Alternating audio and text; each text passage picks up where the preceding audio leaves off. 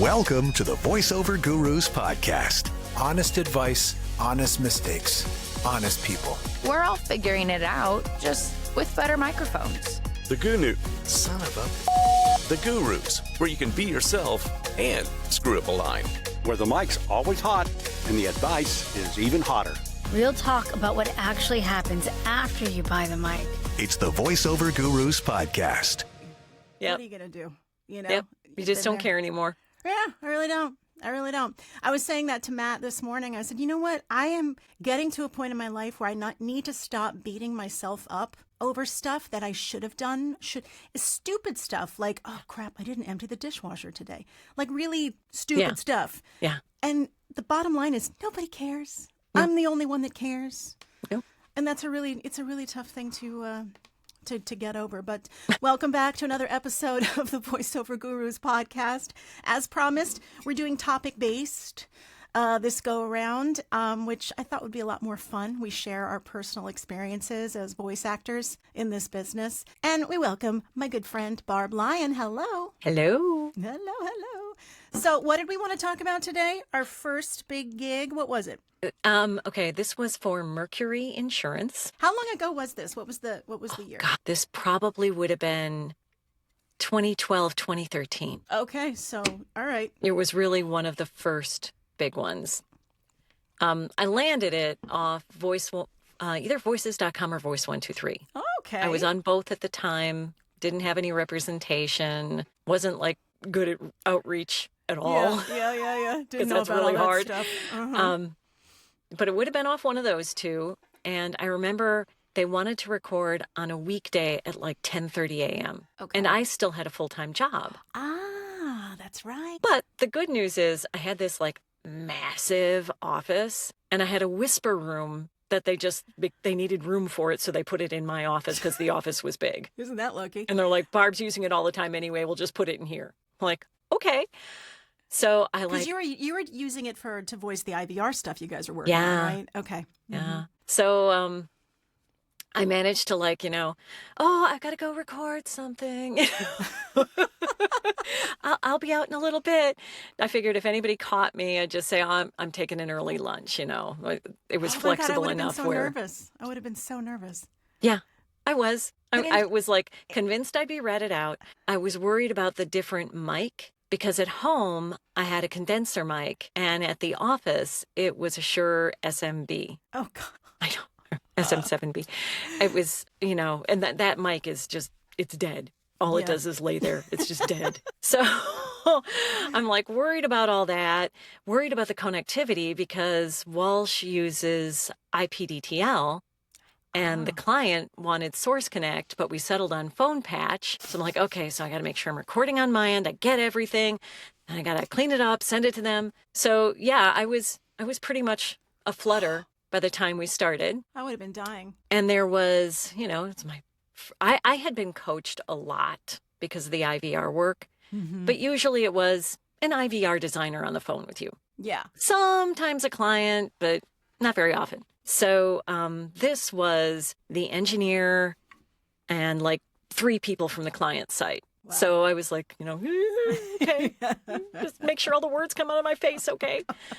And the script is just delightful. I love it to this day. Really? I would do it differently today, but you're a different voice talent it's now. so well written. I just love it. So who is it for? You can tell us now, right? Mercury Insurance. That's what you said. Okay. This is when they were announcing their brand new app because apps were a new thing at the time. Oh my goodness. That dates it a little bit. Yeah, for sure. So, we got rolling and I'm working. I'm like, okay, this is okay. Everything's holding together. Nothing's, completely come off the rails. And there was one line I had to deliver.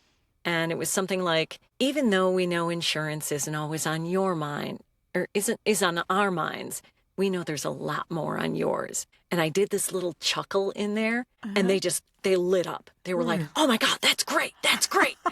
And I was like, really? Okay, I'll give you more of it. Why not? You like Where'd that? you put the chuckle? We know there's a lot more on yours. So a little bit on the lot. So it was just, That's like advanced voiceover, though, technique. Is it? That's not like what a beginner would do. Oh, well, I had been practicing Yeah. for a long time before I got to this point. So I was going to say, that's something that, like, somebody who's been doing it for a little bit learned some tricks, but it sounds good to me. I think, it was just like I had mentally been practicing to do voiceover for so long. And at the time, I was going home every night, having dinner, and then doing auditions. Wow. And then getting up in the morning, going to work, coming home, having dinner, and doing auditions. So I was definitely doing the double duty. The balance act. Yeah. That so many people do. But when I delivered that line and they responded so well, I was like, oh my God, I'm a voice talent. Like, I can't believe this. I want to get paid for this. Yeah. And at that moment, I was just hooked, just absolutely hooked. And I still keep in touch with the engineer on the project and, haven't been able to circle back for more work, but at least the communication is positive. So that was a good experience, actually. Yes, it was. I was hoping I was going to hear how you skinned your knees or something, on this No. project. Oh, Barb. I can't remember any bad ones right now. And I don't think it's just because I'm like, Susie Sunshine and focusing on the positive. Something bad must have happened along the way. And eventually I will bring that to the front. I think I've just got it buried right now because maybe it was so traumatic. We got to unpack it. I know. Some of the really traumatic stuff I can't recall either. It's like you just kind of shoved that away. I don't want to think about it again. I'm trying to think of my very ever first session, if I can call it a session. I was interning in Miami at my father's friend's video production company. So this was like 1990. Okay. And I was summer girl who would go out and grab lunch for everybody. And they would all be editing. And editing stuff. And I remember thinking, oh, God, I don't want to do this for a living. It's so boring. It was so boring watching. If you ever watch somebody edit video, it's like, you're nodding off. And they said, hey, Linda, they said, we need someone for a video we're doing. You're being chased by a shark and you have to scream. So I'm like, okay.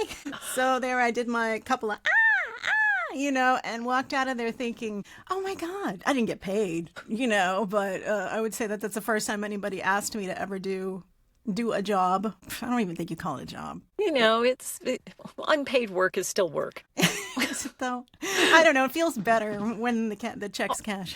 Of course, that always feels better. But you gotta do a little pro bono stuff up front, maybe to kind of get your foot in the door. It makes sense. I know. And I was doing it to figure out if it was something that, like, a field that I wanted to go into, because I really thought it was going to be video production at the time. Not being fully aware of how to jump into voiceover because it was difficult, Yeah. But I've had some bad sessions. Again, I think I'm like you. I blocked it out because sometimes it's the kind of session where things aren't going well. And for me, part of my body goes cold. Yeah. You know what I mean? Yeah. The realization, and you're like, it's like your breathing gets shallow. Or when you realize that you're working with a client that just doesn't like you. Yeah. And like, this is not a love match. And yeah. I did have a really tough one last December. Mm-hmm. I found out it would be tough when it took probably 3-4 weeks to get awarded to me. It was on voices.com. And when it did, they sent me a note with all the people, all 12 of them, who would be involved. And I was like, oh, this is interesting. So like you're talking like copywriters and ad agency people and... Yeah, we were talking agency people from the client side, the producer or the engineer on the project. There had to be 3 or 4 people from like the middleman from the marketing company. And were they going to be in the session with you? Oh, yes. God, so I got on the call people? and there were all these faces on my Zoom screen. I'm like, welcome. Oh, I hate that. So we started working. One person was taking control of the directions, which was very good. Yeah. And my gut was like, I am not feeling this. Why am I not? This is good copy. Why am I not feeling this?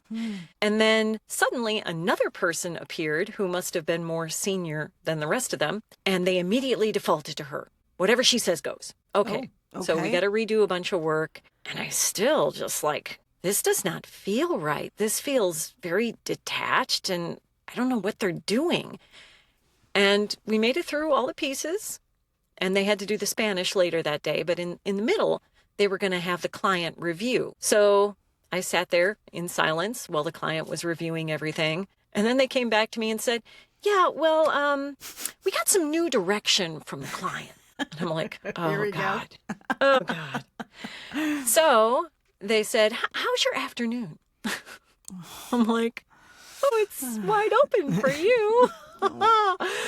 So, yeah, we reconvened and new direction, but I still wasn't feeling it. Was But it they really seemed drastic or no? What was the direction? How different was it? Was the in my script heart- changed? What's that? Was the script changed? Was it No. adjusted? No. So you're using the same script, but they're guiding you a different way. Yeah. Okay. And minusculely. It's a hospital script. To me, that reads like very warm and in touch because they made a big deal in the casting about you have to be in touch with the Yuma community. You must be in the community. So I'm like, okay, this is warm. This is endearing. I can help you. Mm-hmm.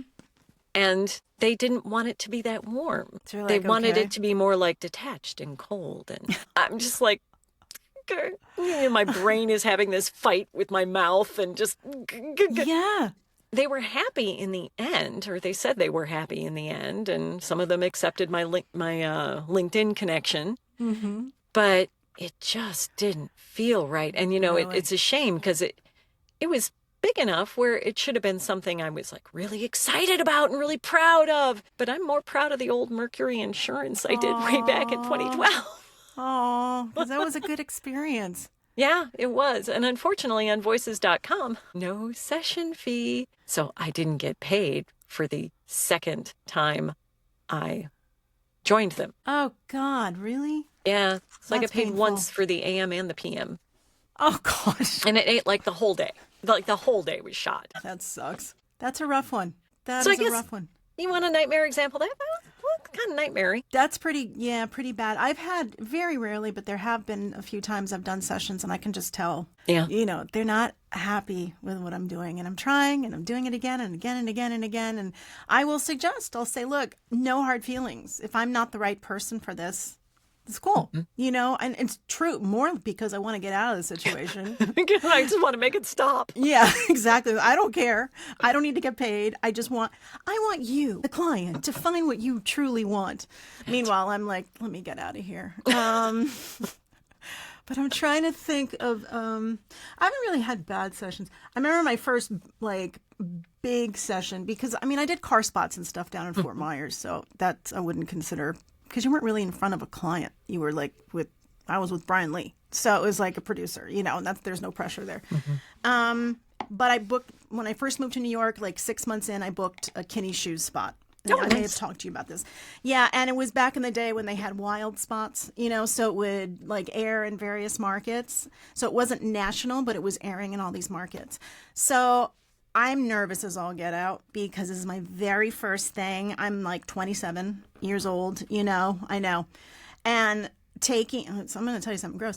Taking the train in to Penn Station, to the city. And for me, if I get very nervous, my stomach just goes bad. So I get off the train, I hightail it to the bathroom in Penn Station. If anybody knows Penn Station, you're going to be like, oh my God, you actually did that. I had to, because it was like I had to do something to work through my nerves because they were so high. So I make it to the session, and it was actually in, you know, it was in like Midtown in this gorgeous building, and it was like legit. So it makes me even more nervous. And I go up there, I know, to do the session. And I had a iPod or whatever we used back in those days, you know? Yeah. And I was continually playing like inspirational music to try to keep me going, you know? And so I'm sitting outside of they're like, oh, you can wait here. And there were 6 people in there waiting to watch me do these spots. And then they said, you've got 7 of them to do. And I'm like, okay. So, you know, I'm listening. And I was listening to I Hope You Dance, Leanne Womack, because that one is like, yes, I'm going to dance. And I go in there and I managed. I guess I was so nervous that I did all 7 spots in 45 minutes. Yeah. And the producer was like, do you know that you just did 7 spots in 45 minutes? I'm like, no, really? And inside I'm thinking it's because I am about to crap my pants with this, you know? It's like my heart's going to crawl out of my throat. But the nerves you feel, and you're just like, I don't, and I wasn't even getting criticized. It was a great session. Yeah. But to have the anxiety of that, and I guess, you know, everybody, unless you're super cool about it all, you've got to feel some anxieties. You've got to feel. You need that adrenaline lift to some degree, right? Because that drives you forward. Truly. And if you don't have it, like I didn't have in December, it was kind of like, well, I don't know what I'm doing. What am I doing here? So I'm gathering that you haven't worked for them again? No, but that was just December. So, you know, Oh, okay. hasn't So been a it's lot of pretty time. recent. Yeah. Did Yeah. you see the finished project? No, I haven't yet. I've been watching online. I can't find it. Yeah. So hopefully it'll be up soon. Hopefully when I hear it, I'll go, oh, that's what they were hearing. Okay. It's all right. Well, they must have gotten out of you what they wanted. Yeah, I right? mean, they sounded happy in the end. Yeah. And I don't think with the amount of money they had invested in this venture, they would have accepted anything less. So True. Yeah. That's funny. But- Do you remember the audition? Sorry to cut you off. no, that's good. When you were with Walsh, I don't know if are you still working with Walsh? No, I mean, That I do was- voiceover for them, but You're not, yeah. So when you were with Walsh, and I did the audition for WAMU Bank. Do you remember that? would you like a gold pen? Yes. An hour and a half. And it was like, say thank you as if I'm handing you a gold pen. Say thank you as if you hate me. Say thank you as if I just cheated on you with, you know, your ex-wife. And the whole time I'm like, are they crazy? And they were giving me like no feedback. Do you remember that? Yeah. It was just like, Yeah. repeat. And I remember the end of the audition, it was an Yeah. audition. I didn't even have the job. I call you and I go, oh my God, they did not like me. I totally screwed that up. And you're like, no, it's good. Next thing you know, I get hired. But you never know. It's the nerves. That's putting you through your paces. And I try to tell people that haven't done this very much that it's almost like you have to put yourself in the fire Yeah. to get the good performance, to learn the lesson. And it's scary as all get out. But Yeah. You have once- to test your mettle. You got to see how much can I take? Yeah, because now a lot of it is unsupervised. Sessions are unsupervised. A lot of people want to go. So they're like, here's the script, you know, turn it around. So I feel like newer talent that are coming in are not being put to the, you know, their feet aren't being put to the flames. Yeah. as well, much and as they're they were. also missing out, man. I mean, because, you know, we just told some horror stories about patch sessions, but I love them. Yeah. I mean, usually you develop a rapport with the client and you kind of figure out, okay, they're sort of like this. And, you know, then you can settle into something that, yeah, okay, this is going to be mutually good. Yeah. And if you're left alone to record, man, I am my own worst enemy. What's that? Oh, did I miss that? Oh, because you're, yeah. Second guess everything. And it'll take me like forever to get it done because I'm so busy taking take 3, take 4, take 5, take 20, take 30, take 40. Are you really doing that many takes? Are you really questioning Well, I yourself? mean, it depends what it is. If it's like a tiny little spot, like a 15-second spot, I might do multiple takes. If it's like a longer form narration, I'm trying to keep it to 2 or 3 just to find the right one. But you can really beat yourself up if you don't have any guardrails. And Yeah. being patched provides you guardrails. That's Says, no, true. less of this, more of that. Yeah, and as stressful as it can be, the project gets done quicker. Yeah, it You know. does. That's go ahead. It's funny. I was thinking about something my husband said this morning, how he's been seeing all these 11 Labs commercials that pop up in his feed, and he's just like sick to death of them. And he said, I found out today that 11 Labs must have the Morgan Freeman sounding guy. That must be through 11 Labs because the ad was for a different company. And they were saying that, you know, well, with ours, you can change the inflection and make them sound, you know, give them different, like, give different attitudes. So if you want them to say a line snarky, you can do that. If you want them to say a line sad, you can do that. So they have all the different emotional states Right. your voiceover could be in. And he's like, oh, great. here we are in the AI wars now. He's like, wouldn't it just be faster to hire a person and tell them how you want it said? That's what it comes down to. Hello? Because you still have to tell the AI exactly what, and the AI, if you're dealing with a human might pick it up and go, oh, no, you mean like this, and give you, also, AI doesn't have a freaking soul. No, it does not. You and I having a conversation and going by each other's nuances and the invisible roadmap of how the conversation goes, you don't create artificially. And the human ear can hear it. Yeah. And if you're taking somebody's conversation and training another thing off it, you're just stealing. Right. Why don't you just have the conversation? Right. I know. Is it that painful? Have we become so insular, so COVID-19 insular that we can't have conversations? I think that there's a backlash happening now. I'm finding with clients, I don't know about with you, they are hyper aware. And if I do something too perfect, I get accused of, are you using your AI? Did you sell your, one of my clients, long-term client, reached out to me about 6 months ago and said, Linda, my staff is wondering, have you cloned your voice into AI, and are you using it to do our projects? And it's for an on-hold company, so it's not like, and I'm like, what are you talking about? I would never, ever, integrity, never, ever, ever in a million years do it. I don't care how much money you get for it. And so I got offended. I was a bit offended because I'd known them for like 15 years to think that they do that. So she says, well, do you know, have you seen this website? And she sends me this website. And someone took my voice from Playhouse Disney in Asia, put it up there and said, Linda Bruno from Disney Junior and Playhouse Disney Junior Asia. And you could take my voice, type in whatever you wanted. But Barb, it sounded awful. Like it didn't sound like, it was like right up here. This whole thing, it was so bizarre. And she's like, were you involved with this? And I'm like, I didn't know. You don't know about that. Yeah. And it didn't sound really like me, but the fact that they were using my name, they were using a credit, and they were using it to draw people to say, you can make this voice do whatever you want. So I contacted that company and I said, you need to take me off your site. I'm getting my lawyer. And literally within the hour, they'd removed everything because they didn't reply to me. They didn't reply. Suddenly my page had disappeared, but then I went back to the client. I said, I had no idea about this, and trust me. And I said, please send me audio files of what you think it sounds AI. And she says, well, she plays it for me. And I said, well, to be honest, a lot of your messages are very similar, and I'm just replacing a time, so it's like Monday through Friday, 8:30 to 5:30, Monday through Friday, 7:30 to 5:30.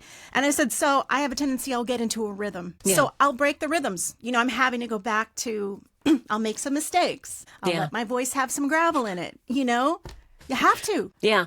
I was just having that text exchange with my coach and telling her that I'm working really hard to resist the urge to correct if I do the slightest stumble or if there's a little gravel in my voice or anything like that, because I'm trying to make sure it sounds very natural, very conversational, and people want those slight imperfections now.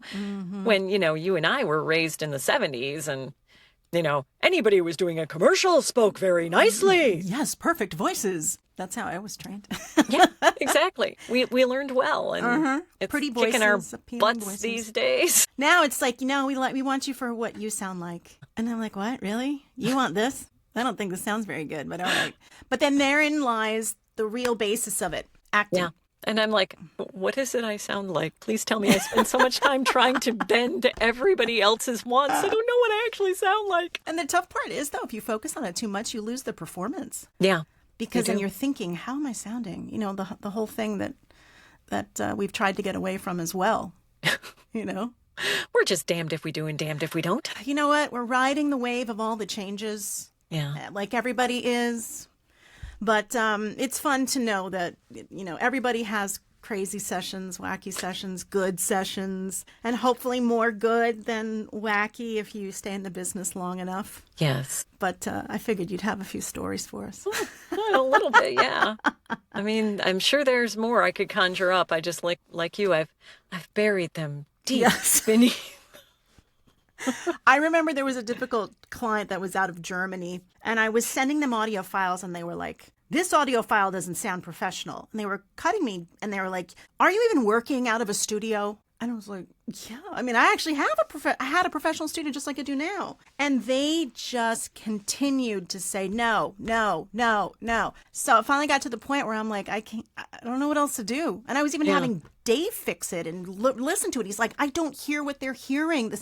You get to a point sometimes when you're like, well, I've done the best that I can. Wow. And the old adage of you can't please everybody all the time. No, you can't. But that's a really... I mean, that's one of those where it's like, you're hearing something else. You're calling it A, but it's really B. And I'm trying to fix A until you tell me what B is. I don't know what to fix. I know. I had a client in California who would repeatedly come back to me and say, it sounds too nasal. And I'm like, nasal? My nose is attached to my face. What the hell do you want me to do about it? It's like, I don't think I'm like this. Right. And at one point I told her, I'm like, you know what? I'm from Illinois. I don't sound like I'm from California. I think you want the California sound. So maybe. If you ever branch out, let me know. What? But otherwise, I don't think this is going to work. It was like she was set on what she heard. She heard what she heard. Yep. And like you couldn't. And I think sometimes when clients don't know what to complain about, they just say nasal. Yeah. They're like, that's a word I know. Okay, I'll say that.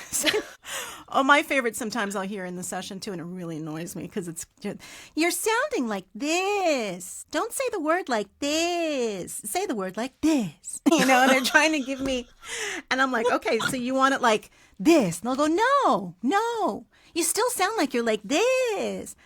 And I'm like, thank God there's no cameras. That's what I don't like to do on camera with clients because the whole time I'm like, oh, you can't like, roll your eyes screaming. Or flick them off or anything. Right. But you have that client who decides that they hear it better than you, even though, you basically based your life on listening to things and recreating audio. It takes all types. It takes all types. It does. Yeah. But there's many, many, many. Now that we're talking, there's many stories. But yeah, they're starting to resurface, aren't they? I know. And I promised everybody that I wasn't going to have long podcast episodes. So I think we covered what we wanted to cover. And then next time we get together, we can expand. That sounds beautiful. I'd love to do it. BarbLyonVO.com. Yes. Is that still your website? BarbLyon.com. Oh. Mm-hmm. Is that a new thing? A few years. Okay. Well, new to me. Yeah, maybe. Right. Not many people can get their name anymore. Well, there are a few other Barb Lyons out there, but I don't think they've bothered with websites. They're like PhDs and stuff, so. Good for you. There's a Linda Bruno out there, but she's a volleyball coach at some big college. Yeah. But again, no, shouldn't bother with the website. But anyway, I appreciate you so much. Thanks for coming on to the Voiceover Gurus podcast again. I'm very happy to, Linda, anytime. Yes. And chatting about good old topics for the voiceover business. And you want to know, we're going to give it to you straight. And hopefully you enjoyed our little stories. Head to the website, voiceover.guru. I talk about the community like it's going out of style. But I love it. It's fun, and you could do script challenges, and then even if you don't want to do the script challenge, you can listen to other people's script challenges, which is the best. And they are a community. They actually had a picnic this year. Yes, we had a bit of a picnic. Come on. Who has a picnic? We had a large barbecue. Yes, a 3-day weekend. But yeah, join the community. It is free to join. And it's a great place to meet people that are also in the same like mind as you. Hopefully, if you're starting out, even if you're not, there's a lot of people that join the community that are just thinking about it. And they just want to be able to kind of be a fly on the wall and hear about things like this or talk to other people. But yeah, Barb's in the community, which is nice. Voiceover.guru. And everybody have a great rest of your day. Thank you. Woohoo.